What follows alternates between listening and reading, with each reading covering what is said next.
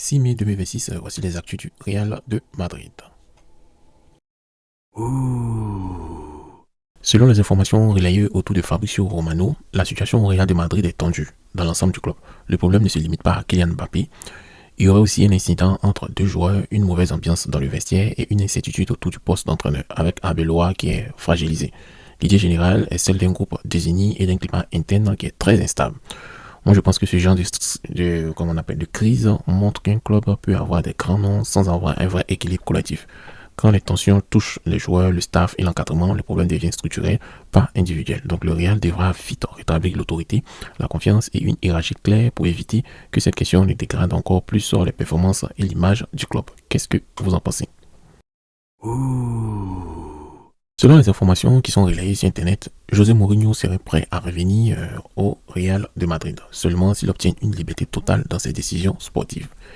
Il ne vaudra aucune intervention du club, même pour le choix de titulariser ou de mettre un joueur sur le banc.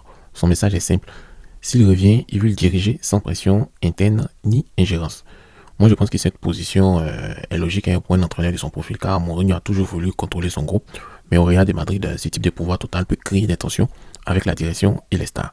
Si le club accepte ces conditions, il mise sur l'autorité. S'il refuse, il protège son équilibre interne. Tout va dépendre donc de la vision sportive et de la confiance mutuelle. Qu'est-ce que vous en pensez?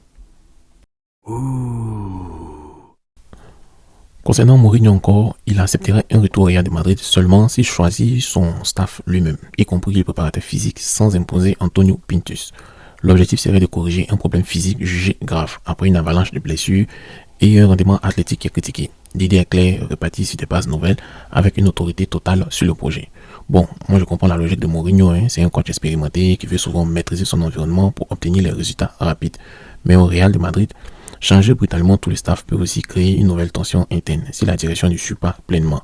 Le vrai défi ne serait pas seulement de réduire les blessures, mais de reconstruire une équipe solide, une culture physique, médicale et mentale durable. Donc un tel choix fort, c'est risqué. Et surtout dans un club où chaque décision est scrutée de près, c'est vraiment risqué. Qu'est-ce que vous en pensez de cela?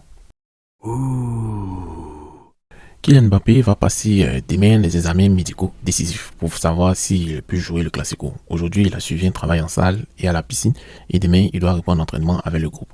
Les signaux restent positifs, mais la décision finale dépendra surtout du verdict médical et sa réaction à l'effort. Donc, c'est une nouvelle qui est rassurante pour le Real de Madrid car Mbappé, c'est un joueur qui est capable de changer un match comme le Classico. Mais il faut éviter de se précipiter, surtout son retour si le risque de rechute existe.